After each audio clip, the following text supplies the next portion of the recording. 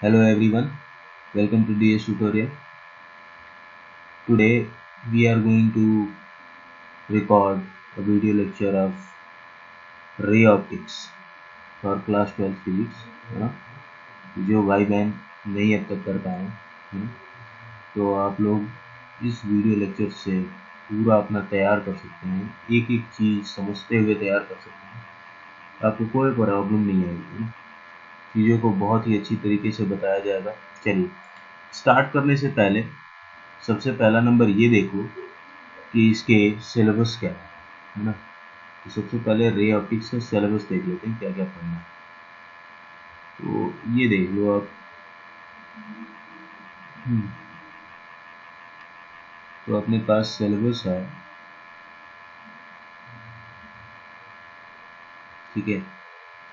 Reflection of light, spherical mirror formula, refraction of light, total internal reflection and its application, optical fiber, refraction at spherical surfaces, lens, thin lens formula, lens maker formula, magnification power of lens, combination of thin lenses in contact, refraction of light through a prism, scattering of light से question आता है, blue color of sky and reddish appearance of sun at sunrise and sunset,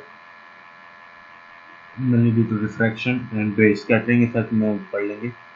optical instrument में हमें microscope पढ़ना है, astronomical telescope पढ़ना है ना, एंड मैग्नीफाइंग पावर पढ़ना है, ठीक है। तो ये सारे टॉपिक हैं। तो सबसे फर्स्ट जो टॉपिक आता है रिफ्लेक्शन ऑफ लाइट, है ना। फर्स्ट टॉपिक क्या आता है? Reflection of light. तो रिफ्लेक्शन ऑफ लाइट पढ़ेंगे, है ना, जो कि देखिए reflection of light spherical mirrors पे ही पढ़ना है। रिफ्लेक्शन ऑफ लाइट तो आप लोग भी जानते हो कि ऐसे प्लेन मिरर पर नहीं पढ़ना। तो ठीक है, स्टार्ट कर दें हम, है ना। तो सबसे पहला जो हमारा टॉपिक है हम ले लेते हैं रिफ्लेक्शन ऑफ लाइट। लेकिन उससे पहले, आगे बढ़ने से पहले कुछ चीज़ें आपको बताते हैं, है ना। थोड़ा सा समझ लीजिए इंट्रो। अगर इंट्रो आपको समझ में आ जाएगा तो और मज़ा आने लगेगा पढ़ने में, है ना। फिजिक्स को और ज़्यादा इंटरेस्टिंग रूप से आप पढ़ सकते हैं। देखिए सबसे पहला नंबर क्या है? Nature has endowed the human eye. ये एनसीईआरटी की पहली लाइन है। Nature has endowed the human eye with the sensitivity to detect the electromagnetic wave within the small range of electromagnetic spectrum. देखो भाई, ये बड़ा फिजिक्स की भारी भरकम लाइन है, तो उसके लिए परेशान नहीं होना, थोड़ा सा सोचना है कि मैं क्या कह रहा हूँ। नेचर ने हमें ह्यूमन आई दी हुई है, और उस ह्यूमन आई की कुछ क्षमता है ना, कुछ कैपेसिटी है कि वो किसी पर्टिकुलर स्पेक्ट्रम को देख पाए। स्पेक्ट्रम किसको बोलते हैं? तो अभी ये थोड़ा सा समझिए कि कुछ विजिबल स्पेक्ट्रम है, कुछ इनविजिबल स्पेक्ट्रम है ना। तो हमारी आंखें विजिबल स्पेक्ट्रम को देख पाती हैं, हमारी आंखें विजिबल स्पेक्ट्रम को देख पाती हैं। विजिबल स्पेक्ट्रम में अगर हम बात करें तो कौन कौन सा आता है? अगर मैं देख लूँ, VIBGYOR, है ना, यही तो होता है। बैंड ऑफ कलर्स, है ना, बैंड ऑफ कलर या band of wavelength having the visible spectrum, ये तो विबग्योर है। कहाँ से कहाँ तक चलता है? तो हम ये कहते हैं कि इसका वेवलेंथ कहाँ से कहाँ तक चलता है? 400 से 750। कितनी? 400 nm से 750 nm तक, ठीक है। 400 नैनोमीटर से 750 नैनोमीटर तक विजिबल लाइट की वेवलेंथ वैरी करती है। विजिबल लाइट की वेवलेंथ वैरी करती है 400 नैनोमीटर से 750 नैनोमीटर। और हमारी आंखें, है ना, ह्यूमन आई, थोड़ा सा समझते रहिएगा, ह्यूमन आई की जो क्षमता होती है, ह्यूमन आई की क्षमता भी कितनी देखने की होती है? यही, है ना, 400 से 750 नैनोमीटर। कुछ हमारे दोस्त लोग ये पढ़े होंगे कि 4000 एंगस्ट्रॉम से 7600 एंगस्ट्रॉम। कितने लोगों के दिमाग में ये आ रहा होगा? भाई बिल्कुल सही है ना, ये भी लिख सकते हैं। हमने इसे नैनोमीटर में लिखा हुआ है। एनसीईआरटी 750 यानी 75 से मान के चलता है। जनरली बहुत सारी किताबों में 4000 से 7600 दिया रहता है ना। तो इस चीज को भी हम लोग लेके चलेंगे दिमाग में। इसी विजुअल रेंज ऑफ लाइट को, विजुअल रेंज ऑफ स्पेक्ट्रम को हमने लाइट बोला हुआ है ना। थोड़ा सा समझना है, बहुत दिनों तक हम ये मान के चलते थे कि यार लाइट की स्पीड को नाप नहीं सकते, लाइट की स्पीड को नाप नहीं सकते, लेकिन बाद में पता चला कि स्पीड ऑफ लाइट जो है वो क्या है, finite in nature, is finite and measurable. Finite and measurable, measurable का मतलब नाप सकते हैं, कितना, उसका नापने का है व्यवस्था। इसे हम सी से रिप्रेजेंट करते हैं स्पीड ऑफ लाइट को, और 2.99 है ना, 79245 टू बी मोस्ट प्रिसाइज है ना, 2.99792458 इंटू 10⁸ मीटर पर सेकेंड, जिसे हम क्या बोल देते हैं अप्रॉक्सीमेटली कितने के बराबर, 3 इंटू 10⁸ मीटर पर सेकेंड। ये सारे लोग रट्टे होंगे है ना, पूरा सबको रट्टा होगा। तो यही सारी चीजें। दूसरी जो लाइट के बारे में सबसे बड़ी खोज हुई, वो थोड़ा सा समझने वाली बात है, हालांकि हम लोग आगे पढ़ेंगे। लाइट के बारे में जो अगली जो सबसे जबरदस्त खोज हुई, उसमें ये था कि भाई लाइट जो है, इसकी सबसे पहला भ्रांति ये था, भ्रांति मतलब कि भ्रम ये था कि लाइट की स्पीड को मेजर नहीं किया जा सकता, लेकिन लाइट की स्पीड मेजर हुई। दूसरी जो सबसे बड़ी बात थी कि भाई लाइट स्ट्रेट लाइन में चलती है, लाइट स्ट्रेट लाइन में चलती है, जिसे हम लोग क्या बोलते हैं, स्ट्रेट लाइन प्रोपोगेशन है ना, स्ट्रेट लाइन प्रोपोगेशन। लाइट के बारे में जो बात होती है तो क्या होती है, स्ट्रेट लाइन प्रोपोगेशन। बात समझ में आ रही होगी, बहुत ही सिंपल तरीके से बताया जा रहा है। स्ट्रेट लाइन प्रोपोगेशन या रेक्टिलिनियर प्रोपोगेशन बुक में लिखा हुआ मिल जाएगा आपको, क्या रेक्टिलिनियर प्रोपोगेशन लाइट का होता है, ठीक है। तो ये सारी बातें तब तक चल रही थी जब तक वेव की थ्योरी नहीं आई, है ना। जब वेव की थ्योरी आई तो उन्होंने कहा कि नहीं भाई, लाइट तो वेव्स के फॉर्म में चलती है ना। तो फिर उसके बाद अब ये कंट्रडिक्शन वाली बात होगी, how can be reconcile the two concrete fact that the light travel in straight line और light travel in the form of wave. दो कंट्रडिक्टिंग बात हो गई, एक दूसरे को काटने वाली बात हो गई कि यार लाइट वेव में चलती है कि लाइट वेव में चलती है, अरे सॉरी, लाइट वेव में चलती है कि लाइट लाइन में चलती है ना, स्ट्रेट लाइन में चलती है।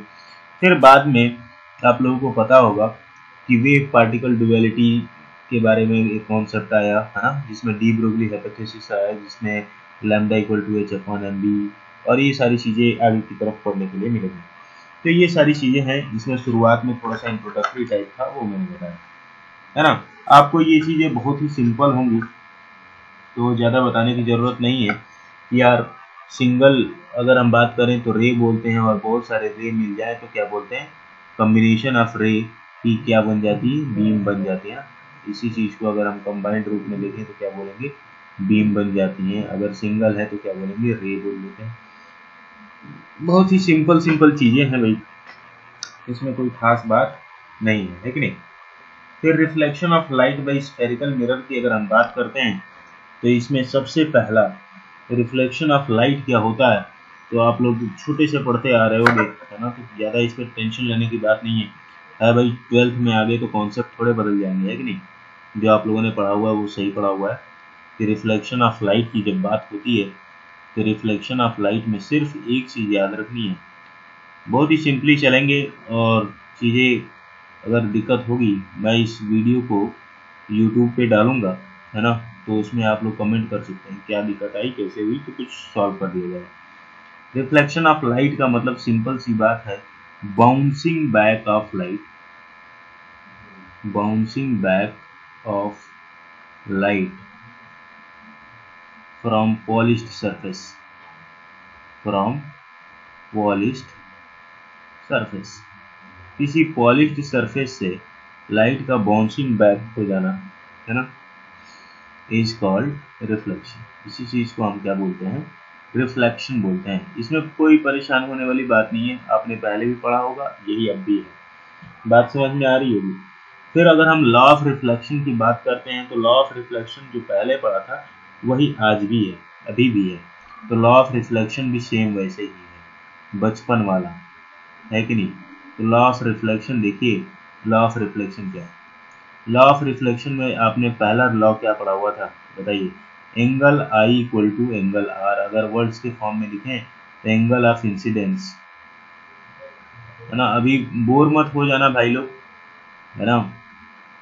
चीजें हमें बेस से ही लेके चलनी पड़ती है कि जिन्होंने अभी कुछ नहीं पढ़ा हुआ है ना, वो भी रिलेट करता है। Angle of incidence is equal to angle of reflection.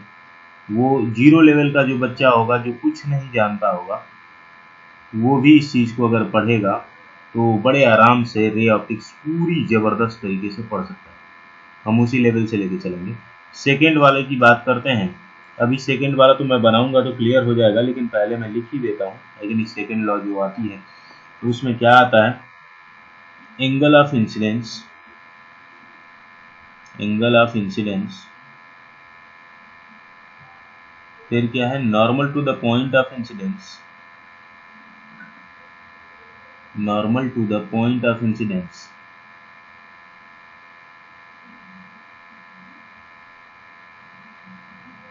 incidence and reflected ray, and reflected ray all lie on same plane, all lies on same plane। सारे के सारे एक ही प्लेन पे, एक ही प्लेन पे लाई करते हैं। ये बात क्लियर हो रही है, all lie on same plane. अगर इस चीज को आपको समझना है तो उसको मैं अच्छे तरीके से बताता हूँ। थोड़ा सा समझिए, एक सिंपल सी डायग्राम से मैं समझाता हूँ, है ना। इस तरीके का कोई प्लेन है, ठीक है। थोड़ा सा लाइन टेढ़ी बन गई, उससे कोई टेंशन नहीं मिलेगा। ये इसको मान लीजिए कि मिरर है, ये क्या है, मिरर है, ठीक है। और यहाँ पे कोई रे ऑफ लाइट जो है इंसिडेंट होती है, यहाँ पे कोई रे ऑफ लाइट इंसिडेंट होती है, ठीक है। और थोड़ा सा ध्यान दीजिए, कोई रे ऑफ लाइट इंसिडेंट हो रही है, यानी कि इधर से आ रही है और इधर पे जा रही है। तो जहाँ पे, क्या मैंने बोला, normal to the point of incidence, मतलब जहाँ पे इंसिडेंट हो रहा होगा यहीं से क्या गया हुआ है, नॉर्मल गया हुआ है जी। क्या गया हुआ, नॉर्मल गया हुआ ऊपर की तरफ।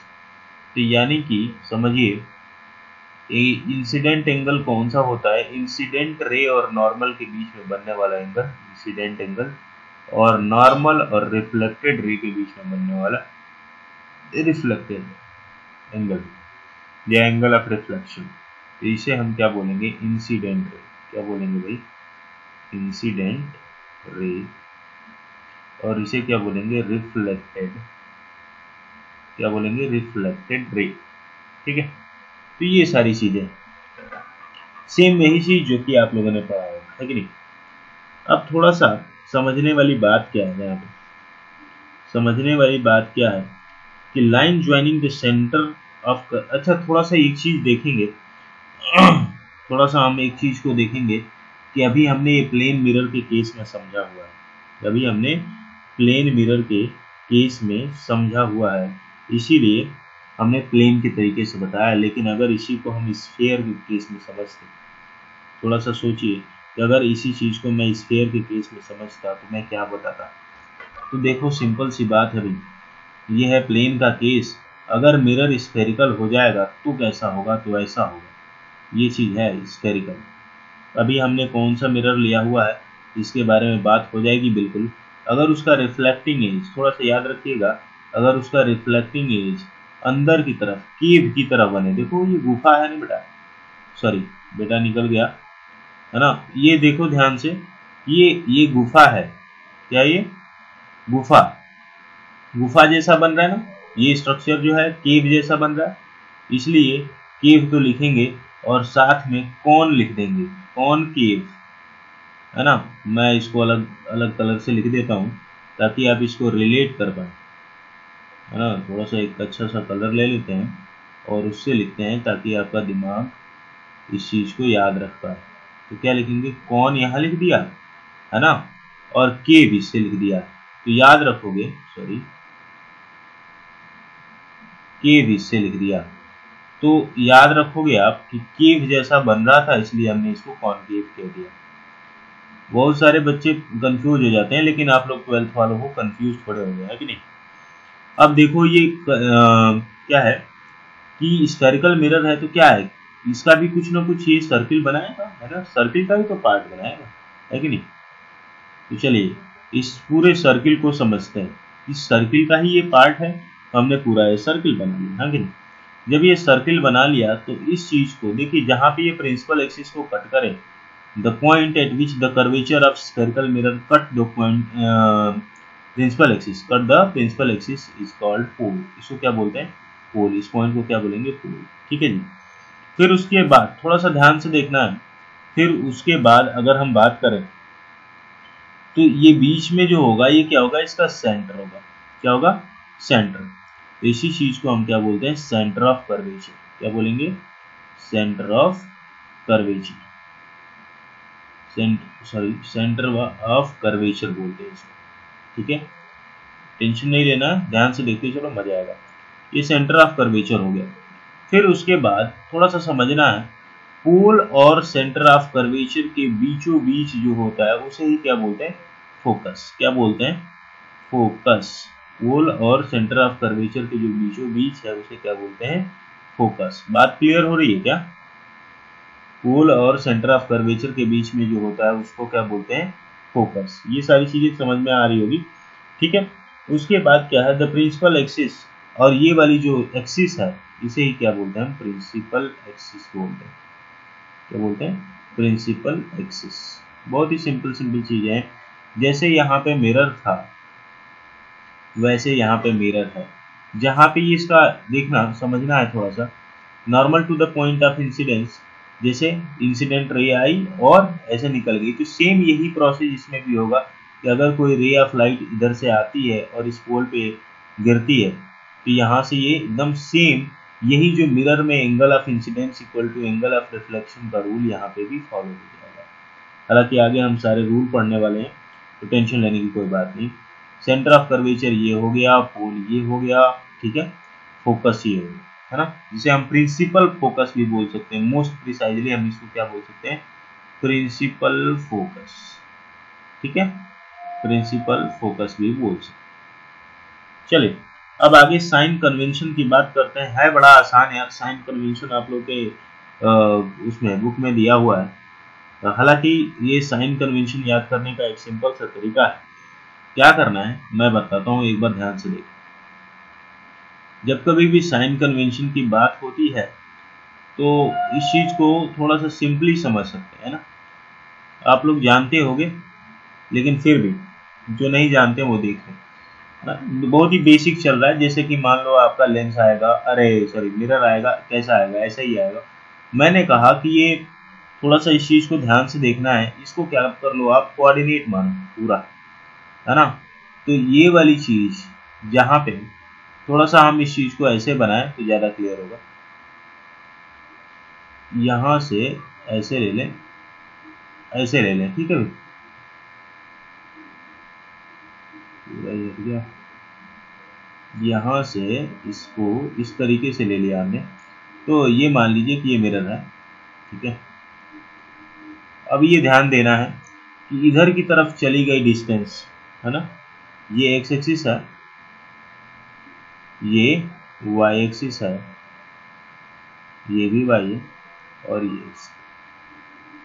इधर की तरफ चली हुई डिस्टेंसेज को हम पॉजिटिव लेने वाले हैं, इधर की तरफ चली हुई डिस्टेंसेज को हम नेगेटिव लेने वाले हैं, नीचे की तरफ चली हुई डिस्टेंस को हम नेगेटिव लेने वाले हैं, और ऊपर की तरफ चली हुई डिस्टेंस को हम पॉजिटिव लेने वाले हैं। सिंपल सी बात है। ग्राफ जब हम देखते हैं, नॉर्मल इधर पॉजिटिव, इधर नेगेटिव, नीचे नेगेटिव और ऊपर पॉजिटिव, यही रूल लेना है और कोई साइन कन्वेंशन इसमें नहीं लगता। बात क्लियर हो रही होगी।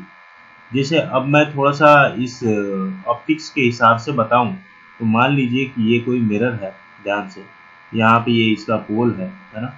कोई ऑब्जेक्ट रख दिया ऊपर की तरफ, देखिए इसका कुछ ना कुछ हाइट है, तो हाइट क्या होगी, पॉजिटिव। यहाँ से कोई रे ऑफ लाइट चली और यहाँ से ये मान लीजिए फोकस से निकल गई, है ना, आप लोगों ने 10th में पढ़ा होगा। तो यानी कि इसका फोकस भी किस साइड है, इसी साइड है। यानी कि फोकस क्या लेने वाले हैं, फोकस क्या लेने वाले हैं, मान लीजिए ये फोकस है एफ, यानी कि फोकस इसकी क्या होगी, नेगेटिव में आएगी। क्लियर है। फिर अब अगला जो है थोड़ा सा समझने वाली बात है कि अगला जो है किधर से जाएगा, सेंटर ऑफ कर्वेचर से। अच्छा छोड़ दो, अगले की बात ही अभी बाद में करेंगे। अगर मान लो कि इमेज, थोड़ा सा देखिए, अगर मान लीजिए कि इमेज कहीं इधर बन जाता है, इधर बन जाता है, ऐसे बन जाता है मान लो, तो अगर इमेज नीचे की तरफ बनता है तो यानी कि इमेज की डिस्टेंस क्या ले लेंगे, नेगेटिव में ले लेंगे। अगर इमेज नीचे की तरफ है या नीचे की तरफ है तो हम इमेज की डिस्टेंस नेगेटिव में लेंगे। अगर ऑब्जेक्ट ऊपर की तरफ रखा ही जाएगा तो हमेशा पॉजिटिव होगा। अगर इमेज इधर की तरफ बन रही है तो उसकी डिस्टेंस भी क्या हो जाएगी, नेगेटिव हो जाएगी, है ना। बात क्लियर हो रही है। तो सिंपल से हम ग्राफ वाला पैटर्न फॉलो करेंगे, है ना। अभी हम बहुत सारे क्वेश्चन करेंगे, न्यूमेरिकल लगाएंगे, तो आपको ये चीज़ें और ज़्यादा क्लियर होती चलिए, ठीक है। तो ये सारी चीज़ें थी। फिर focal length of spherical mirror की बात करते हैं। हालांकि देखिए, फोकल लेंथ स्फेरिकल मिरर का आपको पता है, लेकिन ये अच्छा क्या करना है कि आप इसको कवर कैसे करोगे। तो जैसे जैसे ये चीज़ें चल रही हैं, साथ साथ में आप क्या करना, नोट्स बनाते चलना है, मज़ा आ जाएगा आपको। फिर आपको ऐसा लगेगा कि यार काम हो गया मेरा। एक बार इसको पढ़ लेना है और उसके बाद हमारा क्या हो जाएगा, सारा का सारा ये रे ऑप्टिक्स मुट्ठी में, है ना। तो focal length of spherical mirror की अगर हम बात करते हैं तो इसको मैं थोड़ा सा बताता हूँ, और उसके बाद इसका डेरिवेशन है। जैसे आप लोगों ने 10th में क्या किया हुआ है, 10th में अगर आप लोगों ने पढ़ा तो सीधे सीधे आपको बता दिया, एक रिलेशनशिप बता दिया F इक्वल टू, सॉरी, एक रिलेशनशिप बता दिया F इक्वल टू R/2, और यहाँ से आप खुशी खुशी काम बना लेते हो। लेकिन 12th में जब हम आ जाते हैं तो इसका हमें क्या करना पड़ता है, डेरिवेशन जानना होता है कि कैसे आया F इक्वल टू R/2। तो सबसे पहला नंबर एक हेडिंग डाल लेते हैं बढ़िया सा, क्या, focus of spherical mirror, focus of spherical mirror. अब ये कैसे आया F equal to R/2, sorry spherical 2 बार लिख लिए तो हटा देते हैं इसको, और यहाँ पे मिरर, ठीक है जी। फोकस ऑफ स्फेरिकल मिरर की हम बात कर रहे हैं। यहाँ पे देखिए कैसे करने वाले,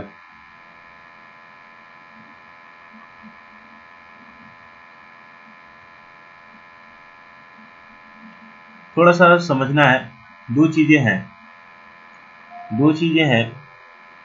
अगर मैं बोलूं इसी चीज की हो, दो कंडीशन है। पहले मैं बताता हूं, फिर मैं लिखूंगा। देखिए, या तो हमारे पास मिरर कैसा होगा, कॉनकेव होगा, या तो कॉन्वेक्स होगा। अगर मान लीजिए कि कॉनकेव मिरर है और कोई ray of light parallel to principal axis आती है तो फोकस के थ्रू जाएगी, यानी कि एक ऐसा पॉइंट होगा जो प्रिंसिपल एक्सिस पर कट करेगी, और उसी का नाम हमने क्या दिया हुआ है, फोकस। बात समझ में आ रही होगी, है ना। सिंपल सी चीज है, मेक स्मॉल एंगल, उसके बाद इसके साथ प्रिंसिपल एक्सिस के साथ। दूसरी जो चीज है कि अगर कॉनकेव है, कॉन्वेक्स है सॉरी, तो इधर से अगर इंसिडेंट रे आती है तो ये कैसे इधर डाइवर्ज कर जाएगी। लेकिन एक अगली चीज जो है, ये किसी पॉइंट F से ऐसा अपीयर होगा कि ये जा रही है, appears to diverge from focus, appears to diverge from focus. तो बेटा ये याद रखना कि ये वर्चुअल की कंडीशन बनाता था और ये वाला रियल की कंडीशन बनाता था। इसीलिए हम लोग बोलते थे नेचर ऑफ इमेज में रियल और वर्चुअल, याद आ रहा है। जिसमें रियली ये मिल रहा है इसलिए रियल, और ये रियली मिल नहीं रहा है, ये सिर्फ ऐसा प्रतीत होता है, यानी इट रिजेंबल्स टू या it appears to diverge from the point F, that is focus, है ना। तो यही चीज मैं अब यहाँ पे लिखने जा रहा हूँ, तो आपको देखना ध्यान से क्या मैं लिख रहा हूँ।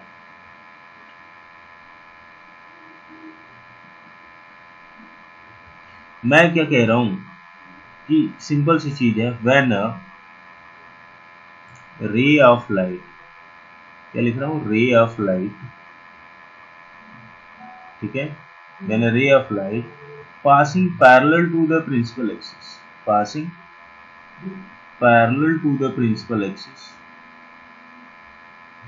passing parallel to the principal axis, कोई principal axis से वो parallel to principal axis pass करती है। थोड़ा सा सोचने वाली है। मैंने ray of light passing parallel to the principal axis, it then it converge at some point, थोड़ा सा समझना है। देन इट कन्वर्ज, कन्वर्ज का मतलब रियली मीट भी समझ सकते हैं। Then it converge at some point on principal axis, on some point, at some point,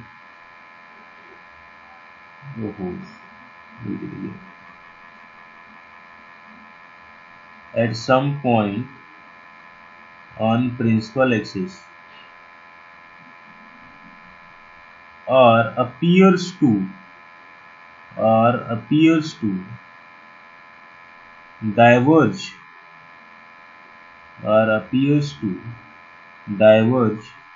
from some point on principal axis, that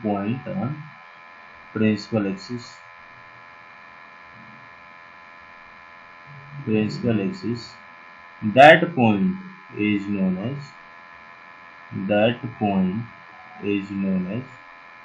principal focus,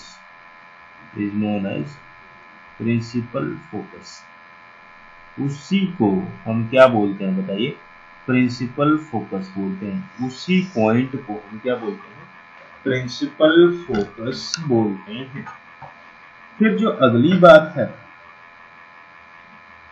जो बात है जो इसमें हम जानने वाले हैं कि फोकस और पोल के बीच की दूरी है ना, फोकल लेंथ भी जान लेते हैं अभी। तो फोकल लेंथ क्या होगा? वो होगा द डिस्टेंस बिटवीन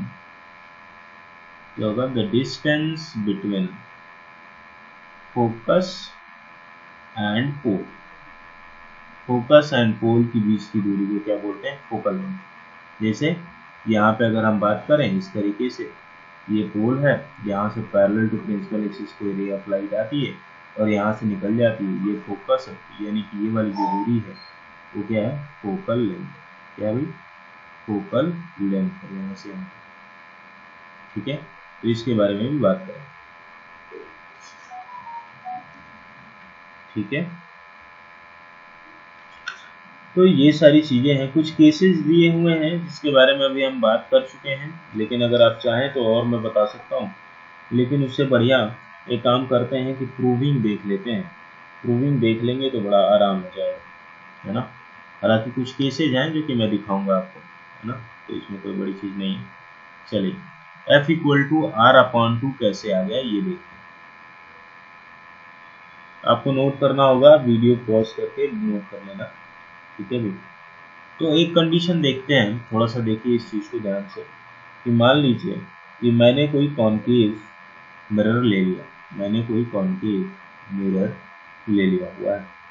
अब जब यहाँ पे कॉन्केव मिरर ले लिया तो इसका कुछ ना कुछ अपर्चर तो होगा। अब एक काम कर रहा हूँ मैं, क्या कि एक रे ऑफ लाइट आई भी है और पैरेलल टू प्रिंसिपल एक्सिस आती है। तो पैरेलल टू प्रिंसिपल एक्सिस आएगी, ये फोकस के थ्रू निकल जाएगी। क्लियर है? तो दूसरी रे ऑफ लाइट थोड़ा सा याद रखना है, वो कहाँ से जाएगी, थोड़ा सा समझना है कि जब कभी भी कोई भी रे ऑफ लाइट अगर इंसिडेंट हो रही है, क्योंकि ये इंसिडेंट है ना, तो ये क्या होगी? ये रिफ्लेक्टेड होगी, है ना। तो इसके बीच में कहीं ना कहीं एक नॉर्मल बन रहा होगा, यानी कि इस प्लेन के लॉन्ग 90 डिग्री बना रहा होगा। तो इस पॉइंट को मैं C ले लेता हूँ, इस पॉइंट को F ले लेता हूँ। ठीक है, और ये वाली चीज को हम थोड़ा सा देखें। ये वाला क्या है? हमारा थीटा है। क्या है जी? ये वाला हमने कहा कि थीटा है, तो ये वाला भी क्या होगा? थीटा होगा। सिंपल सी बात है, क्योंकि हमने क्या नॉर्मल खींचा हुआ है, और एंगल ऑफ इंसिडेंस हमेशा एंगल ऑफ रिफ्लेक्शन के बराबर होता है। कि रिफ्लेक्शन का रूल स्फेरिकल मिरर हो या प्लेन मिरर हो, हर जगह सेम ही है। तो यानी कि एंगल ऑफ इंसिडेंस जो होगा एंगल ऑफ रिफ्लेक्शन के बराबर होगा। इसलिए क्योंकि हम यहाँ पे लिख दे रहे हैं एंगल I = एंगल R होता है, इसलिए ये वाला एंगल और ये वाला एंगल दोनों बराबर हो जाएगा। तो इस पॉइंट को हमने M मान लिया। ठीक है, और यहाँ से अगर हमने परपेंडिकुलर ड्रॉप किया तो यहाँ पे हमने इसको D माना हुआ है, और ये है हमारा P। थोड़ा सा ध्यान देने वाली बात है, अभी बात क्लियर हो जाएगी। तो अगर मैं इस थीटा को और इस थीटा को देखूं तो कंबाइंड एंगल देखता हूं तो 2 थीटा आएगा।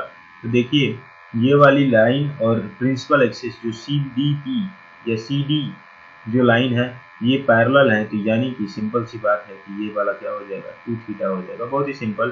क्या बोलते हैं इसको? अल्टरनेट एंगल, है ना।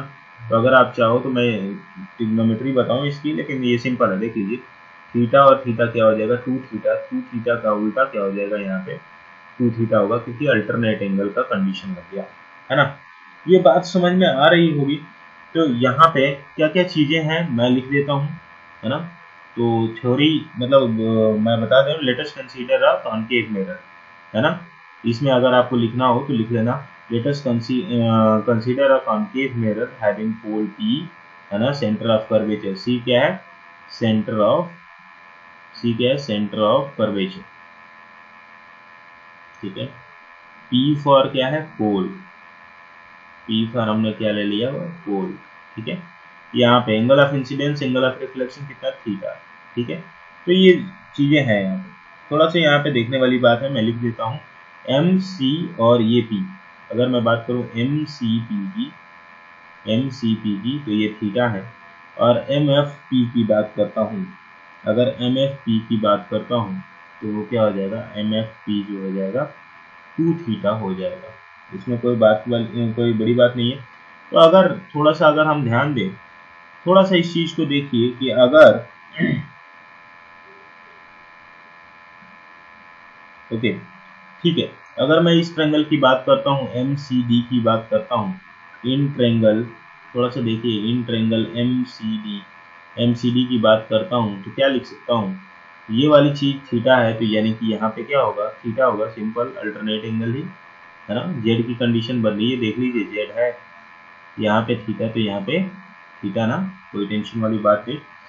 तो अब ये थीटा हो गया, तो यानी कि इन एम सी डी अगर मैं tan थीटा लिखूं तो क्या लिखूंगा, अगर मैं tan थीटा लिखूं तो लिखूंगा tan theta equal to perpendicular upon base, यही तो होता है, परपेंडिकुलर अपॉन बेस, ठीक है। देख लीजिए क्या बनेगा, अगर मैं इस ट्रायंगल को बाहर निकाल लूँ तो बड़े क्लियरली आप देख सकते हैं, ये थीटा है और यहाँ पे m है, यहाँ पे d है और यहाँ पे c है, तो यानी कि आ जाएगा md अपॉन में cd। सो सिंपल ना, md अपॉन में cd, इक्वेशन नंबर 1। बात क्लियर हो रही होगी। उसके बाद क्या कह रहा है, थोड़ा सा ध्यान से देखिए, अगला जो ट्रायंगल होगा, अगला ट्रायंगल हमने फिर कौन सा ले लिया, in triangle M C P, अच्छा सॉरी, सी पी ना लेके सी डी ले लेते हैं, क्योंकि अभी हमने उसको अज्यूम नहीं किया हुआ है, तो क्या ले लिया, एम सी डी ले लिया। तो चलिए एम सी डी ले लेंगे तो क्या हमारे पास हो जाएगा, तो थोड़ा सा नीचे कर लेते, ठीक है। अब एम सी डी जब लेंगे तो यहाँ पे tan थीटा की जगह पे क्या आएगा, tan 2 थीटा ना, क्या आएगा, tan 2 theta, tan 2 theta equal to क्या हो जाएगा, एम डी अपॉन में एफ डी, यही तो होगा, sorry, tan 2 theta equal to, हाँ सही है, एम डी अपॉन में, सही है, यही तो है एफ, तो एम डी अपॉन में एफ डी। ये बात क्लियर होगी क्या, एम डी अपॉन में एफ डी, ठीक है, एम डी अपॉन में एफ डी हो गया। अब थोड़ा सा इस चीज को हमें देखना होगा कि हम क्या बोल रहे हैं। देखिए यहाँ पे एक अजम्पशन है, ये सिंपल अजम्पशन है जो कि हमने माना हुआ है ना। तो अब देखिए क्या कह रहा है, फॉर स्मॉल एंगल थीटा, कह रहे हैं कि फॉर स्मॉल एंगल थीटा, किसी स्मॉल एंगल थीटा के स्मॉल एंगल के लिए, for small angle theta which is true for paraxial rays, which is true for paraxial rays, ठीक है। अब इसमें क्या बोल रखा है, tan थीटा की जो वैल्यू होगी वो थीटा के बराबर होगी। अगर सोचिए tan थीटा की वैल्यू अप्रोक्सीमेटली इक्वल है थीटा की, तो tan 2 थीटा की वैल्यू किसके बराबर होनी चाहिए, 2 थीटा के बराबर, बाकी ना, बात तो क्लियर हो रही होगी। तो यहाँ पे देखिए इक्वेशन नंबर 1 और 2 को अगर हम देखें तो क्या लिख सकते हैं, इक्वेशन नंबर 1 को अगर हम लिखेंगे तो थीटा बराबर लिख देंगे एम डी अपॉन में सी डी, ठीक है, और 2 थीटा बराबर क्या लिख देंगे, 2 को, ये तो 1 बन गया, तो यानी कि 2 थीटा इक्वल टू क्या हो जाएगा, 2 थीटा इक्वल टू हो जाएगा एम डी अपॉन में एफ डी, क्या हो जाएगा बताइए, एम डी अपॉन में एफ डी। देखिए यहाँ पे थीटा की वैल्यू एम डी अपॉन में एफ डी हमने निकाल ली है, तो इसी चीज को हमने यहाँ पे पुट कर देना, ठीक है, इसी चीज को हमने यहाँ पे पुट कर देना, इसमें पुट कर देना है। पुट कर दिया तो क्या मिला, 2 इंटू एम डी अपॉन में सी डी इक्वल टू क्या हो जाएगा, एम डी अपॉन में एफ डी। बड़ी ही सिंपल चीज है, एम डी कैंसिल हो जाएगा और बेटा यहाँ से क्या आ जाएगा, 2FD। देख लीजिए 2FD इक्वल टू क्या आ जाएगा, CD। तो FD इक्वल टू क्या आ जाएगा, CD अपॉन में 2। FD इक्वल टू क्या आ जाएगा, CD अपॉन में 2। अब देख लेते हैं कि यार CD क्या था। थोड़ा सा पीछे चलते हैं डायग्राम की तरफ और आप लोग खुद ही देख लोगे कि CD क्या था, FD क्या था। तो अभी देखेंगे तो हमें क्लियर पता हो जाएगा कि CD क्या था, FD क्या था। अब देखिए यहाँ से C से लेके D तक अगर हम ले रहे हैं तो वो हमारा क्या हो जाता है, पूरा का पूरा। अच्छा, D और P के बीच का डिस्टेंस रियली अगर हम देखें तो D अगर देख लें, इसमें हमने एक अजम्पशन माना हुआ था कि tan theta is very small, मतलब for very small angle of theta tan theta is approximately equal to theta and tan 2 theta is approximately equal to 2 theta. तो यहाँ पे एक चीज और अजम्पशन साथ में ही लग जाएगा कि अगर थीटा बहुत ही स्मॉल एंगल है तो साथ में ये चीज हो जाएगा। देखिए यहाँ पे मैंने क्या लिखा है कि for very small angle theta, क्या लिखे हैं, for very small angle of theta, for very small angle of theta क्या हो जाएगा, D is very close two point P। क्या हो जाएगा, D is very close two point P। जो D है वो पॉइंट P के बहुत करीब हो जाएगा, पॉइंट P के बहुत करीब हो जाएगा। तो इसलिए जहां पे D है उसको आप P मानिए। तो जब जहां पे D है उसको P मान लिया तो यानी कि C से लेके और यहाँ तक की वैल्यू को मानना है। तो यहाँ से यहाँ तक की वैल्यू क्या हो जाएगी, ये हमारी जिसे हम क्या बोलते हैं, रेडियस ऑफ कर्वेचर बन जाएगी। और F से लेके D था तो D को अब क्या मानेंगे, P तक मानेंगे। ये क्या हो जाएगी, इसे ही तो फोकल लेंथ बोलते हैं। ठीक है, इसे ही तो फोकल लेंथ बोलते हैं। तो चलिए FD इक्वल टू F और CD equal to R put कर देते हैं। तो यहाँ से क्या हो जाएगा,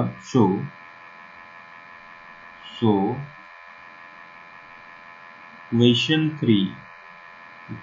3 बिकम्स, ठीक है, इक्वेशन 3 बिकम्स FD की जगह पे क्या लिख देंगे बताइए, F और CD की जगह पे क्या लिख देंगे, R/2। तो ये चीजें हमारी सॉल्व हो गई। यहाँ से थोड़ा सा समझने वाली बात है कि FD equal to RD upon में, अरे FD equal to CD upon में 2 आ गया, यानी कि F equal to R upon में 2 आ गया। बहुत ही सिंपल सी चीज है। यहाँ पे अगली जो सबसे इम्पोर्टेंट चीज है, देखिए हम लोगों ने एक टॉपिक कवर किया, यहाँ पे सिलेबस पे चलेंगे जल्दी से तुरंत। सिलेबस का एक टॉपिक हम लोगों ने कवर किया, क्या, रिफ्लेक्शन ऑफ लाइट पढ़ ली और साथ में स्फेरिकल मिरर के बारे में कुछ जान लिया। कहाँ पोल होता है, कहाँ प्रिंसिपल एक्सिस, कहाँ फोकस, कहाँ सेंटर ऑफ कर्वेचर, है ना, ये सारी चीजें पढ़ ली। अब जो मोस्ट इम्पोर्टेंट चीज आ जाती है इसमें, क्या, मिरर फार्मूला। मिरर फार्मूला बड़ा ही इम्पोर्टेंट है ना। कैसे करेंगे इस चीज को तो वो मैं बताता हूँ आपको आज के क्लास में। मिरर फार्मूला है ना, तो चलिए देखते हैं मिरर फार्मूला कैसे होगा, है ना। अब आगे देखेंगे मिरर फार्मूला। अब हालांकि क्लास की वीडियो जो है बहुत ही भयंकर तरीके से लंबी हो जाएगी, तो भी बच्चों का इंटरेस्ट खत्म होने लगता है, तो इसलिए बहुत लंबा नहीं बनाएंगे। लेकिन हाँ, आपको एक एक करके ये पूरा रे ऑप्टिक्स का जो है आपको मिल जाएगा। ठीक है, एक एक करके सारे वीडियो मिल जाएंगे। या तो अगर आप चाहो तो मैं इसी वीडियो को 5 घंटे 6 घंटे की बना के और पूरा चैप्टर करा दूंगी सर, जो भी है ना। तो मिरर इक्वेशन के बारे में एक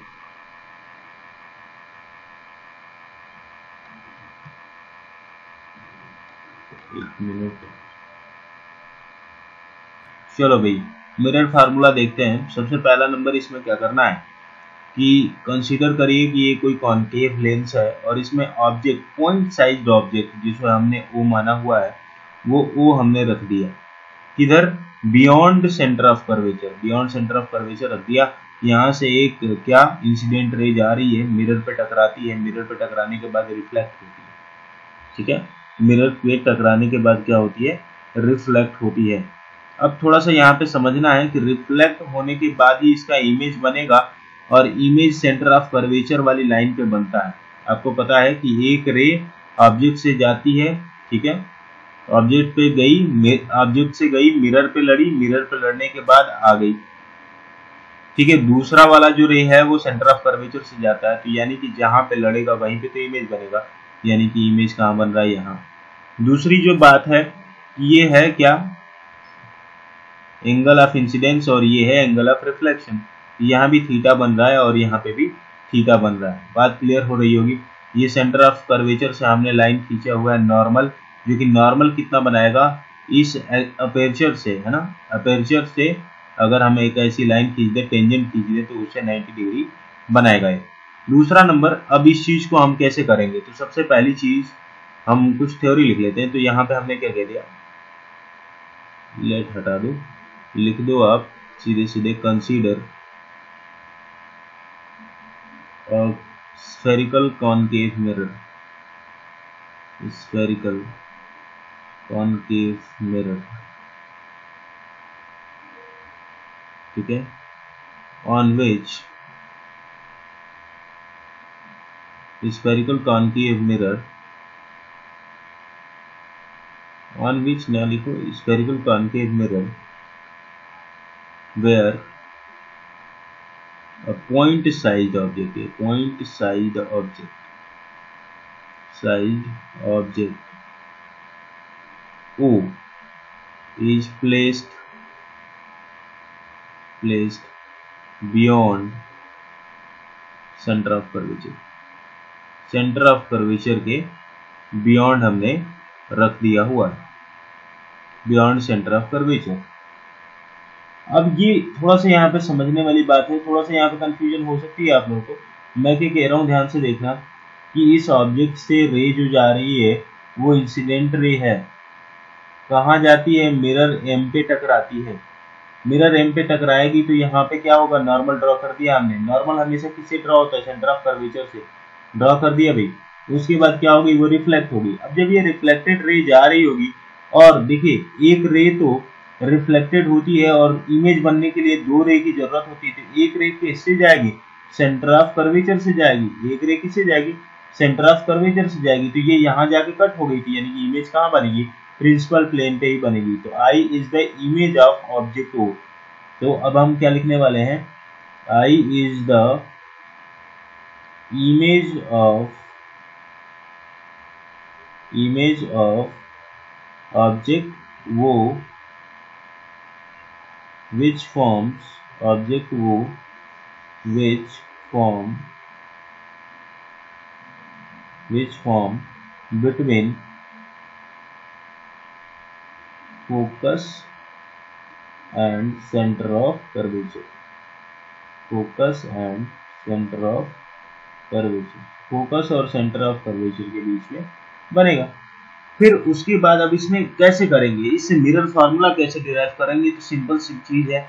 हमने एक चीज मानी कि यहाँ पे क्या अल्फा बन रहा है, यहाँ पे मान लीजिए बीटा बन रहा है, और यहाँ पे क्या बन रहा है, गामा बन रहा है, ठीक है। थोड़ा सा एक काम कर लेते हैं, यहाँ पे क्या गामा बन रहा है, देखिए कितना सिंपल तरीके से होगा। यहाँ पे जब गामा बन जाएगा तो एक एक्सटीरियर एंगल प्रॉपर्टी होती है। एक्सटीरियर एंगल प्रॉपर्टी अगर हम देखें, थोड़ा सा हम देखें इस चीज को, कौन कौन से ट्रायंगल में देखें, OMC में देखें। अगर OMC में देखेंगे तो यहाँ पे बीटा क्या हो जाएगा, एक्सटीरियर एंगल हो जाएगा। मैं इसी ट्रायंगल को बाहर निकाल के बनाता हूँ ताकि आप एक बार सोच पाओ। देखो इस चीज को मैंने कहा कि OMC को बाहर निकालने वाले हैं, तो OMC को अगर मैं बाहर निकालता तो कैसा निकलता, ऐसे ही कुछ निकलता, ठीक है। थोड़ा सा है ना, ना ना ना कुछ उल्टा बन गया,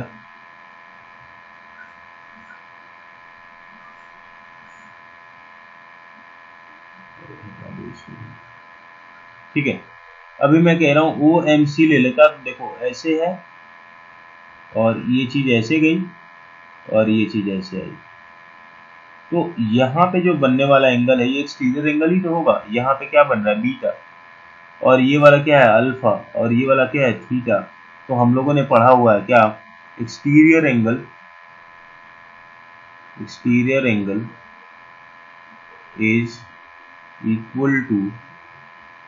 equal to sum of interior angle, पढ़ा हुआ है। Sum of opposite interior angle होता है, वो भी मैं लिख देता हूँ, अपोजिट इंटीरियर एंगल, ठीक है भाई, अपोजिट इंटीरियर एंगल होता है। तो अब इस चीज को थोड़ा सा सोचिए कि यानी कि बीटा की जो वैल्यू होगी वो बीटा की वैल्यू किसके बराबर होगी, तो बीटा की वैल्यू होगी अल्फा प्लस थीटा। किसके बराबर होगी, अल्फा प्लस थीटा। ये चीज समझ में आ रही होगी। तो अगर ये चीज समझ गया हो तो अगले वाले में फिर लगाओ, ठीक है, अगले वाले में फिर लगाओ। तो चलो देखते हैं भाई अगले वाले में क्या लगेगा। यहाँ से हमने beta equal to alpha plus theta लिखा। सिमिलरली अगर हमने सिमिलरली अगले वाले ट्रायंगल में भी लगा दिया तो हमें क्या मिलेगा। देखिए इस ट्रायंगल में अगर हम लगा दें MCI, medical council of India बन गए थे MCI, चलो MCI में अगर हम लगा देंगे तो यहाँ से क्या हो जाएगा, हमें यहाँ पे अल्फा हो जाएगा हमारा क्या एक्सटीरियर एंगल, और हम लगा देंगे अल्फा इक्वल टू क्या हो जाएगा बीटा प्लस थीटा, और फिर लास्ट में alpha equal to beta plus theta. ये चीज बन गई हमारे पास दूसरा, ठीक है, beta equal to alpha plus theta. अच्छा ये अल्फा नहीं है गामा है, थोड़ा सा मिसप्रिंट हो गया, इसको हटा दो आप, नहीं तो दो अल्फा नहीं मान सकते ना, तो ये गामा ले लो और इसको भी आप गामा ले लो। तो यहाँ पे क्या हो जाएगा, gamma equal to beta plus theta. अच्छा भाई gamma equal to beta plus theta तो हो गया। अब हम क्या करने वाले हैं, किसी एक की वैल्यू निकाल के दूसरे में पुट कर लें। ये इक्वेशन नंबर 1 मान लिया और ये इक्वेशन नंबर 2 मान लिया, ये इक्वेशन नंबर 2 मान लिया। अब मैं कहता हूं यहां से अगर मैं थीटा निकालूं या हम यहां से थीटा निकालूं, तो अगर मान लीजिए इसी से थीटा अगर हमने निकाला तो थीटा इक्वल टू क्या हो जाएगा, गामा माइनस बीटा, ठीक है। इस गामा माइनस इस थीटा की वैल्यू को हमने इधर पुट कर दिया, इधर हमने पुट कर दिया है ना, substituting the value of theta in equation number 1, ये आप लोग लिख लेना। तो यानी कि बीटा की वैल्यू क्या हो जाएगी, अल्फा प्लस थीटा की जगह पे क्या गामा माइनस बीटा। ये माइनस का बीटा उधर जाएगा तो प्लस का बीटा, यानी कि beta plus beta equal to क्या हो जाएगा, अल्फा प्लस गामा। ये बड़ा सिंपल है। अब उसके बाद क्या हो जाएगा, बीटा प्लस बीटा क्या हो जाएगा, 2 बीटा, क्या हो जाएगा 2 beta equal to alpha plus क्या हो जाएगा gamma. Beta plus beta equal to 2 beta हो जाएगा, और 2 बीटा के बाद क्या हो जाएगा, अल्फा प्लस गामा। चलिए अब ट्रिग्नोमेट्री थोड़ा सा लगा लेते हैं। बीटा की वैल्यू बता दो हमें, यहां से बीटा अल्फा गामा की सबसे पहले वैल्यू निकालेंगे तब आगे बढ़ेंगे।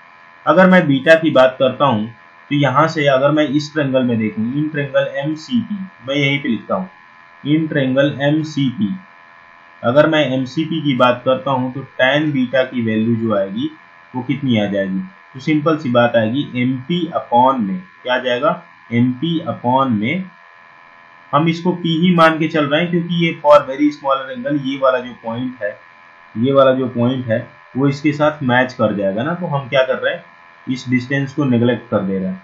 तो हमने क्या कह दिया, MP अपॉन में क्या आ जाएगा CP, क्या आ जाएगा MP अपॉन में CP। अब थोड़ा सा सोचने वाली बात है, CP क्या है, CP radius of curvature, CP क्या है, R है। R हमेशा किसके बराबर होता है, 2f के बराबर होता है कि नहीं। तो R किसके बराबर होता है, 2f के बराबर में, तो हमने सीधे लिख दिया 2f, क्लियर है। फिर उसके बाद tan बीटा के बाद हमने यहां से निकाल लिया क्या, tan बीटा के बाद क्या निकाल लिया हमने, tan अल्फा, है ना, tan अल्फा। अब tan अल्फा यहां से देखो निकालो, क्या हो जाएगा, परपेंडिकुलर तो MP ही रहेगा, है ना, और उसके बाद थोड़ा सा सोचने वाली बात है, MP ही रहेगा, और उसके बाद क्या आ जाएगा भाई, ऑब्जेक्ट डिस्टेंस। ऑब्जेक्ट डिस्टेंस को क्या लेके चलते थे, 10th वाला ही याद कर लो, ऑब्जेक्ट डिस्टेंस u लेके चलते थे, क्योंकि O इज द ऑब्जेक्ट, और ऑब्जेक्ट से लेके पोल तक की दूरी क्या होती थी, ऑब्जेक्ट डिस्टेंस होती थी। यहाँ पे u लिख दिया। फिर उसके बाद क्या आ जाता है हमारा tan गामा। tan गामा की वैल्यू देखेंगे तो क्या हो जाएगा MP, और अपॉन में क्या आ जाएगा F, सीधे सीधे F है तो हमने लिख लिया। यानी कि ये 3 वैल्यू हमारे पास निकल के आ गई है ना। ये MCP के लिए था, अलग अलग ट्रायंगल के लिए था, तो ट्रायंगल बदलते गए है ना। तो ये हटा देता हूं मैं, ट्रायंगल बदलते गए। tan बीटा में हमने MCP लिया था है ना, और tan अल्फा में हमने क्या ले लिया था MOP ले लिया था, और tan गामा में क्या लिया था MIP ले लिया था। तो ये सारी चीजें बदलती गई। तो ये चीज थोड़ी सी देखने वाली है। यहाँ से हम क्या कर रहे हैं, इस चीज को थोड़ा सा देखो।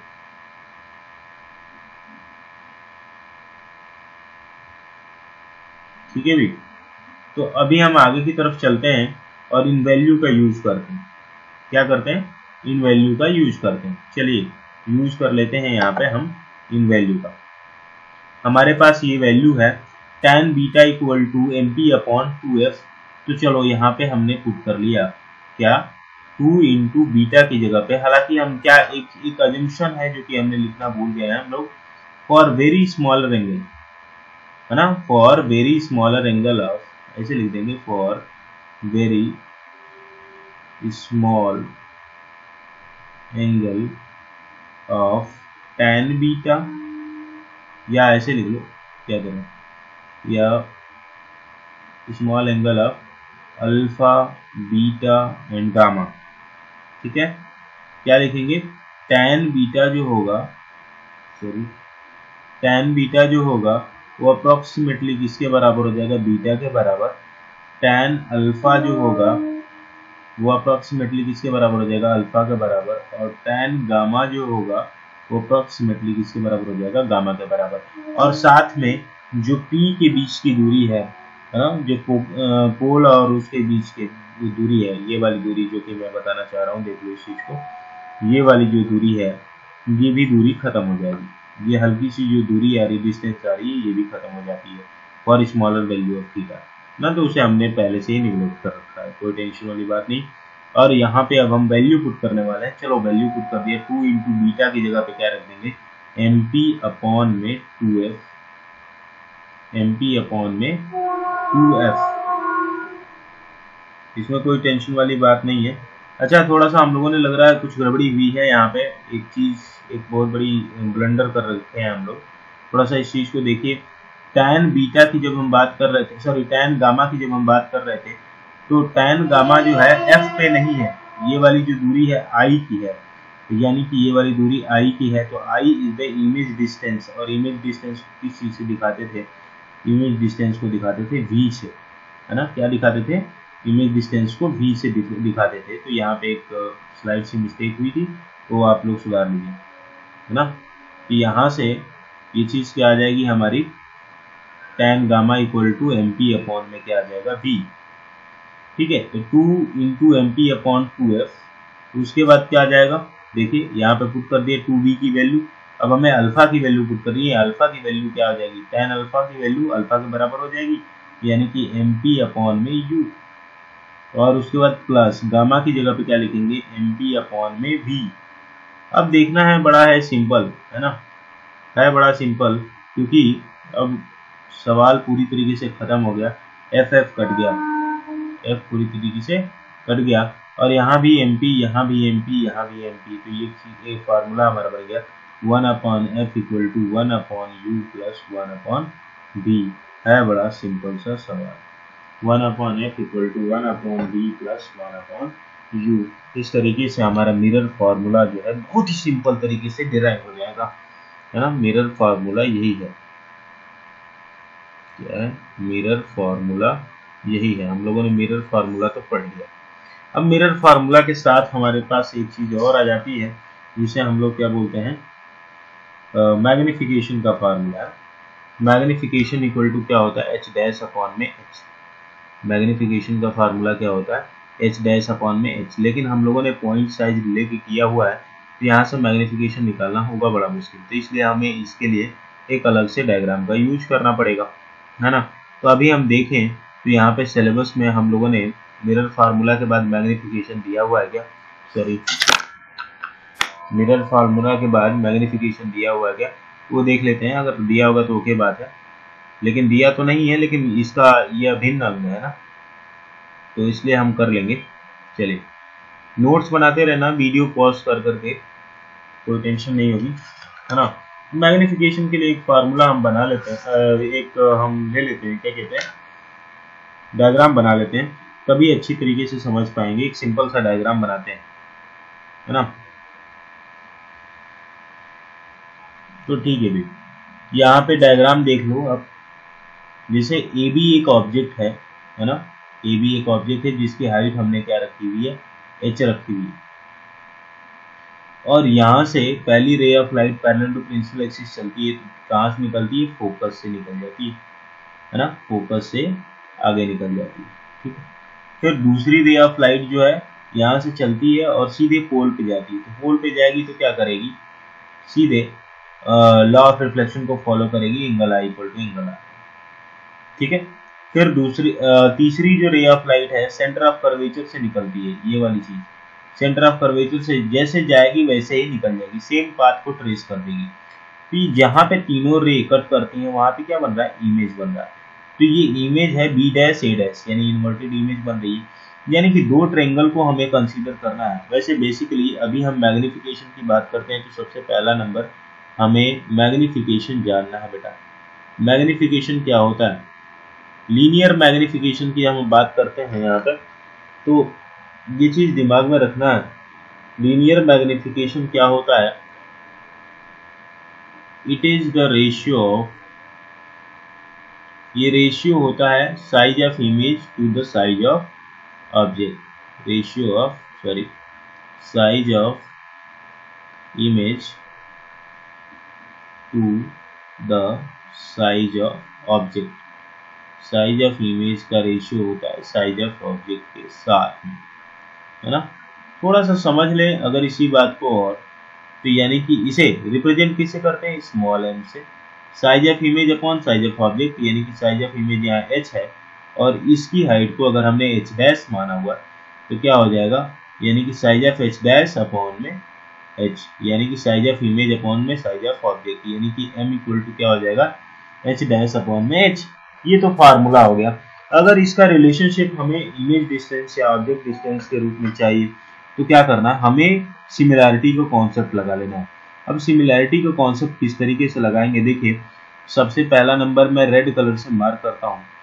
पहले हम कंसीडर करने वाले हैं इन ट्रायंगल, मैं लिख देता हूँ A B P and triangle, मैं दो ट्रायंगलों को वो कर रहा हूँ, and triangle A dash B dash P, A dash B dash P. चलिए दो ट्रायंगलों को हम सिमिलैरिटी लगाने की कोशिश करते हैं। सिंपल सी बात है, सिमिलैरिटी के लिए हमें क्या चाहिए, साइड्स प्रोपोर्शनेट होते हैं, एंगल सेम हो जाता है। तो यानी कि एंगल तो हमें साफ ही साफ पता चल रहा है कि एंगल सेम है। कैसे, अगर नहीं समझ में आ रहा तो मैं दिखा देता हूँ आप लोगों को। ये देखिए एंगल आई जो है एंगल आर के बराबर होगा, क्योंकि पोल्स पे आ रहे हैं तो एंगल आई एंगल आर के बराबर है। मिरर है, सिंपल सी बात है, मिरर का तो रूल ही होता है ना।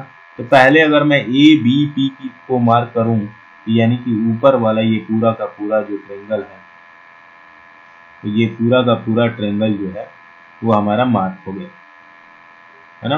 अगर मैं बात करता हूँ ए डैश बी डैश पी की बात करता हूँ, यानी कि नीचे का जो ये ट्रायंगल है, सॉरी ये तो कुछ ज्यादा ही मोटा हो गया, ठीक है भाई। अगर मैं नीचे का बात करता हूं तो नीचे वाले में ये वाला पोर्शन आएगा, ठीक है, ये वाला पोर्शन। अब इस चीज को थोड़ा सा देखने वाली बात ये है कि अगर मैं इसको देखता हूं तो एंगल तो बराबर हो गए, एक एंगल बराबर हो गया, और साथ में ये m equal to H dash upon H, m equal to H dash upon में एच, है ना। ये रेशियो तो हमारे पास है ही। तो थोड़ा सा इसी चीज को अगर मैं इलेबोरेट करके लिखता हूँ तो m equal to H dash upon में h का मतलब ये क्या बोल रहा है, b dash a dash upon में b dash a dash upon में ab, ये तो बोल रहा है। इसका रेशियो जो है बराबर है, तो यानी कि अगर ये हाइट का रेशियो बराबर है तो यानी कि यहां से लेके और यहां तक ये जो दूरी है है ना, इस ट्रायंगल की, और साथ में यहाँ से लेके यहाँ तक ये भी तो प्रोपोर्शनेट होगी, हाँ कि ना, प्रोपोर्शनेट होगी कि नहीं। तो यानी कि सबसे पहला नंबर अगर हमने बी डैश लिया हाइट ऑफ इमेज, तो सबसे पहला नंबर विड्थ ऑफ इमेज ले लेते हैं। तो विड्थ ऑफ इमेज क्या हो जाएगा, बी डैश पी, और बी डैश पी को इमेज डिस्टेंस बोलते हैं। इमेज डिस्टेंस को किस चीज से रिप्रेजेंट करते हैं, बताइए, इमेज डिस्टेंस को किस चीज से रिप्रेजेंट करते हैं, बी से रिप्रेजेंट करते हैं। और ऑब्जेक्ट डिस्टेंस को किस चीज से रिप्रेजेंट करते हैं, यू से रिप्रेजेंट करते हैं। तो यहाँ से हम तुरंत इस चीज को कैसे बराबर कर सकते हैं, बाय द सिमिलैरिटी के प्रिंसिपल से। ये बी डैश पी जो है किसके बराबर हो जाएगा, बी डैश पी जो बराबर हो जाएगा बीपी के बराबर हो जाएगा। और बहुत ही सिंपली हम बोल सकते हैं H dash upon H equal to, क्योंकि इसी की तो वैल्यू एच डैश थी और इसकी वैल्यू एच थी, और equal to B dash P की जब बात होगी, बी डैश पी की वैल्यू हमारे पास कितना है, बी डैश पी की वैल्यू है बी, और बी पी की बात होगी तो यू हो गया। यानी कि एक रिलेशनशिप हमारे पास ये भी आ गया, H dash upon H equal to B upon में यू। लेकिन अब अगली जो कंडीशन आ रही है, क्या, थोड़ा सा साइन कन्वेंशन को देखेंगे।